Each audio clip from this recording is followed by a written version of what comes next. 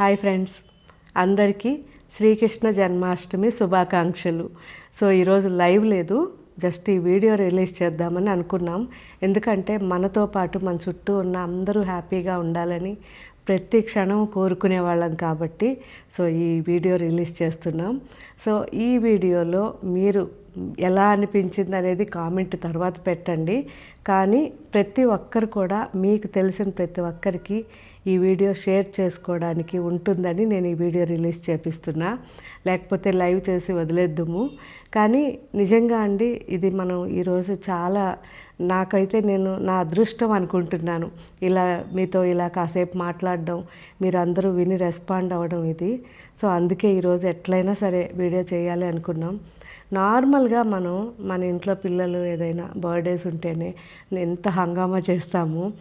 మన కృష్ణుడు, అందులోనూ జగద్గురు ఆయన పుట్టినరోజు. సో ఎందుకు మనకు తెలిసిన ఆయన మంచి విషయాలన్నీ నలుగురు చెప్పుకోకూడదు అనిపించింది. సో ఇది చాలా ఇంపార్టెంట్ అనిపించింది నాకు కూడా. మన బుజ్జి కృష్ణయ్య అలా ఒక్కసారి మనకి గుర్తొచ్చాడు అనుకోండి, ఆయన బుడిబుడి అడుగులు కానీ ఆయన పాకడం అవన్నీ అది గుర్తు రాగానే మనకి తెలియకుండానే మనకి ఒకలాంటి స్మైల్ వచ్చేస్తుంది, నవ్వు చిన్నగా నవ్వుతాం. సో ఆ కాసేపే మనకి అలా నవ్వు వస్తే మరి మార్నింగ్ నుంచి ఈవినింగ్ వరకు మనం ఈరోజు ఆయన లీలలు చాలా ఉన్నాయి, చిన్నప్పుడు ఆయన చేసిన లీలలు. సో అవన్నీ గుర్తు చేసుకుంటూ మీరు ఈవినింగ్ వరకు గడిపారనుకోండి, అసలు ఈరోజు ఎంత ఆనందంగా ఉంటుంది. సో ఈ పాయింట్ గుర్తుపెట్టుకోండి. సో మ్యాక్సిమం వీలైనంత వరకు ఇవాళంతా కూడా మన కృష్ణయ్యని అలా తలుచుకుంటూ గడిపేద్దాం. శ్రీ మహావిష్ణు అవతారం 8వ అవతారం, అది కూడా ద్వాపర యుగంలో పుట్టిన ఆ శ్రీకృష్ణుడికి ఈరోజు పుట్టినరోజు కాబట్టి ప్రతి ఒక్కరిని ఆయన్ని మళ్ళీ మళ్ళీ తలుచుకుంటూ సాయంత్రం వరకు హ్యాపీగా గడుపుతాం. చాలామంది అంటూ ఉంటారు, మాకు గురువులు కరెక్ట్గా దొరకలేదు, మాకు గురువుగారు కావాలి, ఇలా చెప్తుంటారు కదా. వాళ్ళందరికీ ఒకటే చెప్తున్నాను, మనకి గురువు అనేవాళ్ళు ఎలా ఉండాలి, మన కష్టాలను తీసేయాలనుకుంటాం, సో మనల్ని హ్యాపీగా ఉంచాలనుకుంటాం. అండ్ ప్రతి విషయంలోనూ ఏదన్నా ఒక సమస్య వచ్చినప్పుడు మన సమస్యని ఆయన పరిష్కరించాలనుకుంటాం. అండ్ మనల్ని ధైర్యంగా ముందుకు నడపాలని కూడా మనం అనుకుంటాం కదా. సో అలాంటప్పుడు మనకి ఒక బుక్ అంటే మన గ్రంథం భగవద్గీత, అసలు ఎంత మీనింగ్ ఉందండి దాంట్లో. సో ఇంతకుముందు కూడా నేను భగవద్గీత మీద చాలాసార్లు వీడియోస్ చేశాను. ఇప్పుడు కూడా ఎందుకు చేస్తున్నానంటే మన వల్ల ఇంకా కొంతమందికి తెలియాలి అనే విషయం. సో జగద్గురు ఆయన మనకి ఎటువంటి బుక్ ఉండాలో అలాంటి బుక్ని మనకి అందించిన, ఆ గ్రంథాన్ని అందించిన గురువు ఆయన. సో ఆయన్ని నమ్ముకోండి, అసలు ఇంకా ఏది మీరు వెనక్కి తిరిగి చూడాల్సిన అవసరం ఉండదు. ఎందుకు అంటే ఇది మీరు కృష్ణుడు దేవుడు అని నమ్మిన వాళ్ళకి నమ్మని వాళ్ళకి కూడా ఒక అద్భుతమైన గ్రంథం ఇది. సో మీరు నమ్మినా నమ్మకపోయినా ఇది గ్రంథం మాత్రం అద్భుతం. ఎందుకు చెప్తున్నానంటే ఇప్పుడు ఈ టైంలో చెప్పొచ్చో లేదో నాకు తెలియదు, పండుగ రోజు కాబట్టి. ఒకసారి నేను చాలాసార్లు చూశాను, మీరు కూడా చూసే ఉంటారు, ఎవరైనా చనిపోయినప్పుడు అక్కడ కాసేపు ఉన్నామంటే భగవద్గీత పెడతారు. సో భగవద్గీత పెట్టినప్పుడు మన కళ్ళతో మనమే చూడవచ్చు. కొంతమంది అక్కడ ఉన్నవాళ్ళు ఆ బాధ, ఆ ఏడుపులో కూడా కాస్త తగ్గి అలా కూర్చుంటారు. సో అది ఎంత పవర్ఫుల్ అయితే మనకి ఆ గ్రంథం అనేది, అక్కడ ఆ స్థితిలో వాళ్ళు అలా కొద్దిగా అలా కూర్చున్నారు అనేది మనకి కళ్ళ ముందే వాళ్ళది ప్రూఫ్ కనిపిస్తుంటుంది. సో ఇంత అద్భుతమైన గ్రంథం అండి భగవద్గీత. సో ఇప్పుడు మనం అయితే చెప్పాలంటే అసలు ఈ భూమిపైకి ఎందుకు వచ్చాము, ఏం చేస్తున్నాము అనేది ఎవరికీ ఎరుకలేదు. సో ఒక ఫ్లోట్లో అందరం, ఈవెన్ నేను కూడా మీతో పాటు అందరం అలా వెళ్ళిపోతున్నాము. కానీ ప్రతి ఒక్కరికి కావాల్సింది భగవద్గీతలో ఉంది అనడానికి ఇది ఒక చిన్న ఎగ్జాంపుల్ నేను మీకు చెప్పాను. అండ్ ప్రతి ఒక్కరికి ఇప్పుడు ప్రజెంట్ కావాల్సింది కూడా భగవద్గీత. కోపము, విసుగు, బాధ ఇవన్నీ విపరీతంగా ఎక్కువగా మనం చూస్తూనే ఉన్నాం మన చుట్టుపక్కల. సో ఇవన్నీ కంట్రోల్ అవ్వడానికి భగవద్గీతలో అద్భుతమైన విషయాలు ఉన్నాయి. సో నిదానంగా గమనించండి. వీలైనంత వరకు మీరు రోజు ఒక 30 మినిట్స్ అన్నా మినిమం భగవద్గీతని చదవడానికి ప్రయత్నించండి. ఒకవేళ మీరు చదవలేకపోతే కనీసం వినండి. సో వింటే మనకి ఆ మోటివేషనల్, అంటే ఇవాళ రేపు ఎవరో వచ్చి గురువులు వచ్చి చెప్పేది కాదు, ఆయన ఎప్పుడో మనకి చెప్పినవే మనకి జీవితంలో అసలు మనల్ని అలా ముందుకు నడపడానికి ఒక అద్భుతమైన ఒక్కొక్క వాక్యం ఉంది. మీరు గమనిస్తే మీకే తెలుస్తుంది. కాబట్టి ప్రతిరోజు ట్రై చేయండి. ఎందుకంటే మన చుట్టూ చూస్తూనే ఉన్నాం కదా, ఎంత డబ్బు ఉండి కూడా మనశ్శాంతి లేకుండా ఒక రకమైన హెల్త్లు పోగొట్టుకొని చాలామంది రకరకాలుగా బాధపడుతూ ఉంటారు. సో నా వరకు నేనైతే మాత్రం ఏదైనా నాకు ఒక మంచి సమస్య వచ్చింది అనిపిస్తే, సో ఆ సమస్య గురించి ఆలోచించకుండా భగవద్గీత చదవడానికి ప్రయత్నిస్తాను. సో చదివేటప్పుడే మనం గమనించాలి. సో నేను లాస్ట్ టైం కూడా మీకు ఒక చిన్న షార్ట్ పెట్టాను. అసలు అందరూ చాలా బాగా రెస్పాండ్ అయ్యారు. జరిగింది మర్చిపోండి, జరిగేదాన్ని గమనించండి, జరగబోయేదానికి సిద్ధంగా ఉండండి అని. సో ఆ వర్డ్సే ఇక్కడ ఇప్పుడు మీకు చెప్తున్నాను.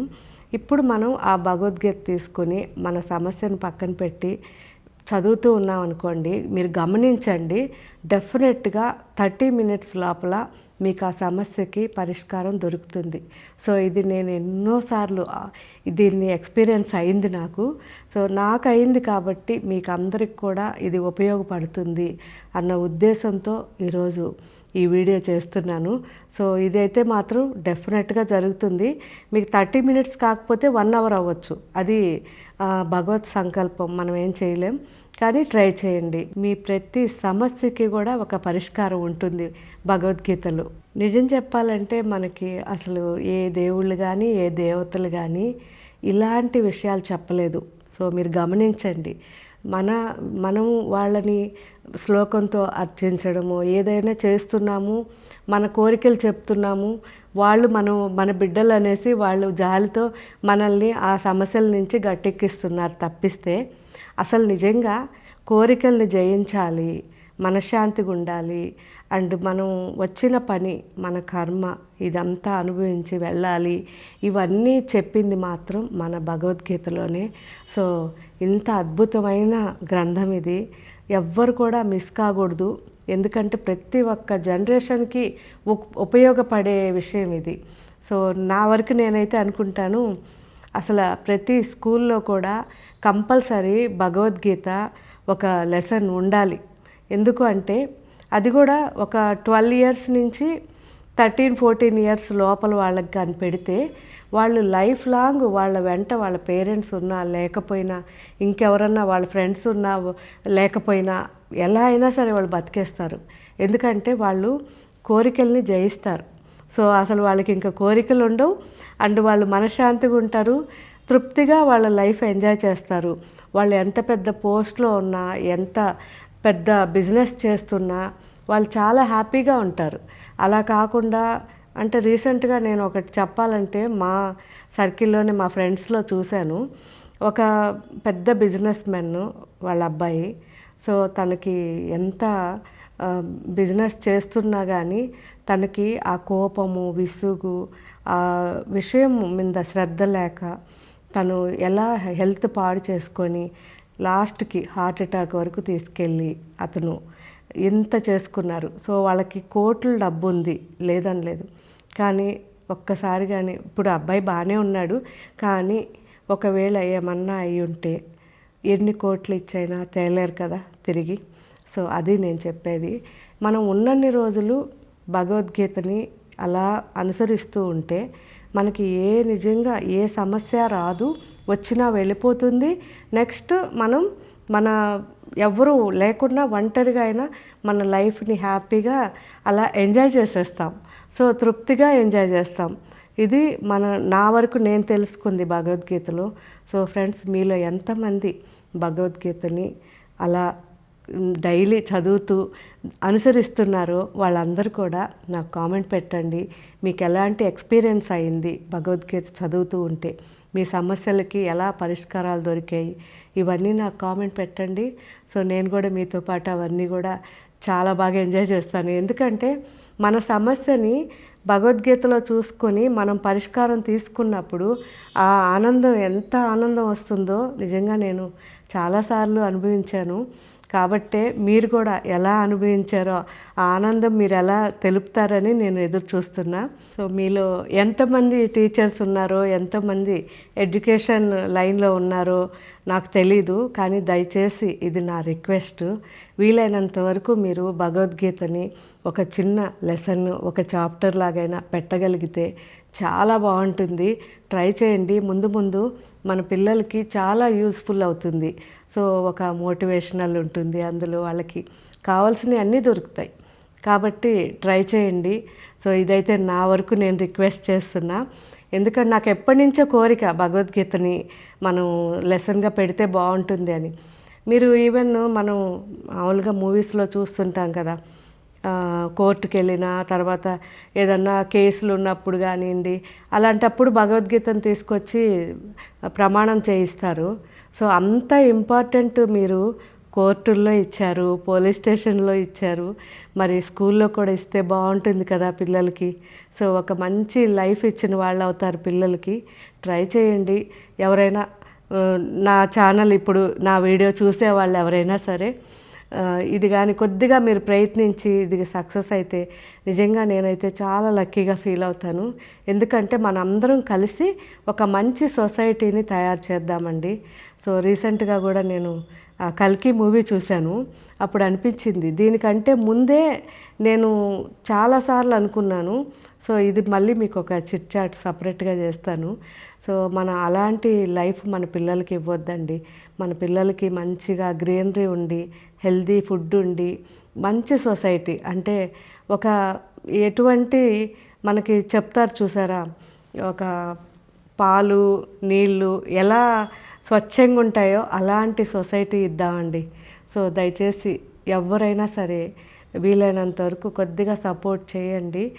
ఎవరికైనా ఈ వేలో అంటే ఎడ్యుకేషను ఈ బుక్స్లో వీటిల్లో ఏదైనా లైన్లో ఉన్న వాళ్ళైతే కొద్దిగా మీరు రికమెండ్ చేసి ఆ లెసన్ పెట్టడానికి ట్రై చేయండి. ఒక చిన్న భగవద్గీత కొన్ని ఫిల్టర్ చేసైనా ఆ శ్లోకాల్లో నుంచి మీనింగ్ తీసి కొన్ని లెసన్ చేసి పెడితే చాలా బాగుంటుంది పిల్లలకి. సో దానివల్ల మనకి ఒక మంచి సొసైటీ తయారవుతుంది. సో ఇప్పటిదాకా నేను వీడియో చేశాను. ఈ వీడియోలో ఏదైనా మిస్టేక్స్ ఉంటే నన్ను క్షమించండి. ఎందుకంటే నేను ఇది స్క్రిప్ట్ చేసుకునో ఇంకోటో నేను ప్రిపేర్ అయ్యో రాలేదు. జస్ట్ కొన్ని మీకు అనుకున్నాను ఈ పాయింట్స్ చెప్తే బాగుంటుంది, సో మన వల్ల మనకి సొసైటీకి ఒక మంచి జరిగితే బాగుంటుంది అనే ఉద్దేశంతో చెప్పాను. సో ఇందులో ఎటువంటి ఉన్నా నాతో షేర్ చేసుకోండి కామెంట్లో. మీకు నచ్చినా షేర్ చేయండి, నచ్చకపోయినా ఎందుకు నచ్చలేదు అనేది కూడా షేర్ చేయాల్సిందే. అప్పుడే నాకు తెలుస్తుంది. సో ఇలా కూడా ఉంటాయి థాట్స్ అనేది. కాబట్టి కంపల్సరీ మనం కామెంట్లో కాసేపు మాట్లాడుకుందాం. అండ్ ఇంకా ఈరోజు మీకు వీలైనంత వరకు ఈరోజు మన జగద్గురు శ్రీకృష్ణుడి పుట్టినరోజు కాబట్టి ఆయన తరపున మనం అందరం కూడా ఒక చిన్న ప్రసాదం జస్ట్ కొన్ని మన అటుకులు తీసుకోండి, కొన్ని పాలేసి కాస్త బెల్లం వేసి కలిపేసేయండి. సో మనకి చుట్టూ ఉన్న మన పిల్లలు అందరూ బయట ఉంటారు కదా, ఎక్కడైనా తీసుకెళ్ళి ఒక 50 మందికి అలా షేర్ చేసేసేయండి. హ్యాపీగా మనం పిల్లలకి ఇంట్లో మనం హ్యాపీ బర్త్డే చెప్పి కేక్ కట్ చేస్తాం కదా, అలా అనుకోండి. మా చిన్నప్పుడు అలా అంతా పెట్టేవాళ్ళు, అది గుర్తొచ్చింది అందుకే చెప్పాను. అంతేకాదు నేను మాకు చిన్నప్పుడు లైబ్రరీ ఉండేది మా ఇంటి పక్కన. సో ప్రతి బుక్ నేను చదివేదాన్ని అండి. బాలమిత్ర అయితే మీ తర్వాత చిన్నప్పుడివి బాలరామాయణం, కృష్ణుడి లీలలు ఇవన్నీ చదివున్నాను కాబట్టి నాకు ఇప్పటికి కూడా ఆ బుక్స్ కళ్ళల్లో ఉంటాయి. సో శ్రీకృష్ణుడిదైతే చిన్నప్పుడుది అసలు ఆయన లీలలు, ఆయన అవతారంలో ఆయన చేసిన రాక్షసులతో ప్రతి ఒక్కటి, ఆయన ఈవెన్ 2 తాటి చెట్లు మధ్యలో రావడం ఇవన్నీ కూడా కార్టూన్స్ ఉండేది, దానిపైన స్టోరీ ఉండేది. నిజంగా హత్తుకుపోయినాయి అండి, ఇప్పటికి కూడా అలా ఉండిపోయినాయి. సో అందుకే నాకు చాలా ఇష్టమైన రోజు ఈరోజు కాబట్టి మీతో కాసేపు ఇలా షేర్ చేసుకుందాం అనుకున్నా. సో మీరు కూడా ఈరోజు వీలైనంత వరకు శ్రీకృష్ణుడిని తలుచుకుంటూ మన జగద్గురువుని వీలైనంత వరకు ఒక 30 మినిట్స్ భగవద్గీతని అలా కాసేపు చదవలేని వాళ్ళు హాయిగా వినండి. కుకు ఎఫ్ఎం అని రీసెంట్గా నేను విన్నాను. చాలా బాగుంది. కుకు ఎఫ్ఎంలో యాప్ డౌన్లోడ్ చేసుకోవాలి. దాంట్లో మంచి మంచి బుక్స్ ఉన్నాయి. సో నాకైతే నచ్చింది. మీరు కూడా చూడండి. ఇది ఏమాత్రం కమర్షియల్ కాదు. మళ్ళీ మీరు కమర్షియల్ అనుకుంటారేమో. ఎక్కువ చదవలేనప్పుడు మనకి ఐ పెయిన్ అలా ఉన్నప్పుడు హ్యాపీగా వినొచ్చు కదా. సో నాకైతే చాలా బాగా అనిపించింది. భగవద్గీత కూడా ఉంది అందులో. నేను చాలాసార్లు విన్నాను. మీరు కూడా అలా వినండి. మీకు ఎలా అనిపించిందో నాకు సాయంత్రం తర్వాత ఈవినింగ్ వరకు ఎంజాయ్ చేసేసేయండి. ఇలాగా శ్రీకృష్ణుడిని తలుచుకుంటూ ఈవినింగ్ నాకు కామెంట్ పెట్టండి. Thank you. బాయ్.